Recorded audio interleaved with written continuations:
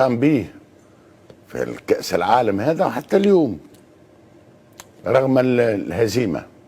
أنا نعرف فرق عربية تخرج من الدور الأول تروح يقولوا انسحاب مشرف. اليوم المغرب يلعب النصف النهائي، ماذا نقول؟ وليس بالانسحاب، مازال يلعب. نعرف بلدان عربية عندها 15 يوم اللي روحت ورجعت بطولاتها ودخلوا، المغرب مازال يلعب. أنا نحب تحية كبيرة للمغرب.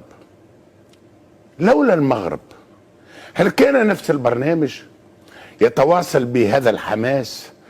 لا، هل كانت أي برامج نتفرج في كل التلفزيات العربية، كل التلفزيات العربية اللي تغطي في كأس العالم، لو خرج المغرب مثله مثل البقية الذين خرجوا بوجه مشرف منذ الدور الأول؟ صحيح. ماذا نقول على المغرب؟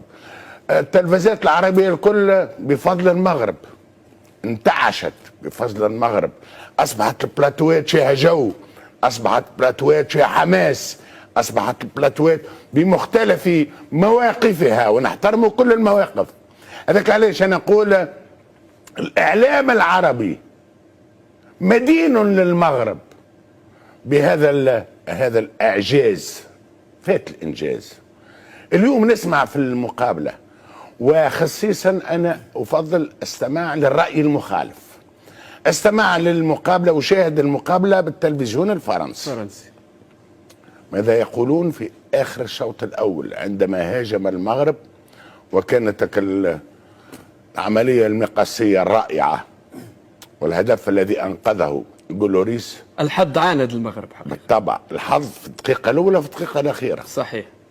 ماذا يقول الإعلام الفرنسي؟ يقول المغرب تخوف فينا، خوفتنا، لو ماروك نو في بور. أحلاها والله بنينة كي نسمعها هكاك بنينة. واحد آخر تعرف شكون؟ مارسيل ديساي. المغرب عذبتنا، لو ماروك نو في شوفرير. واحد آخر معاه يظهر لي فرنانديز يحكي كذلك، يقول لو ماروك نو في ترومبلي، رعشنا.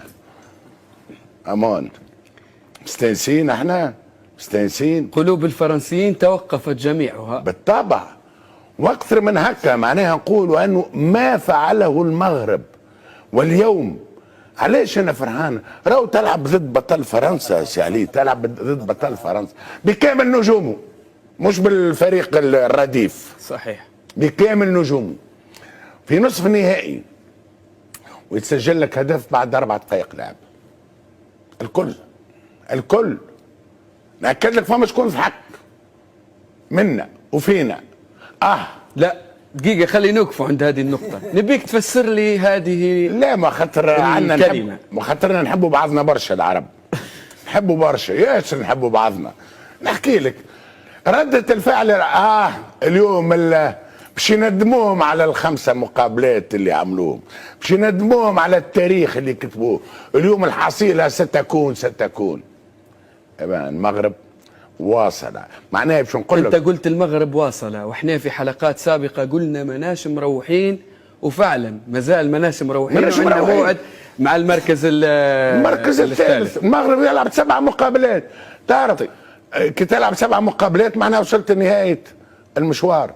وبالتالي انا اقول المغرب اليوم كتب التاريخ. المغرب اليوم افتح صفحة عربية كروية جديدة. المغرب اليوم غير خارطة الكرة اليوم النظرة للعرب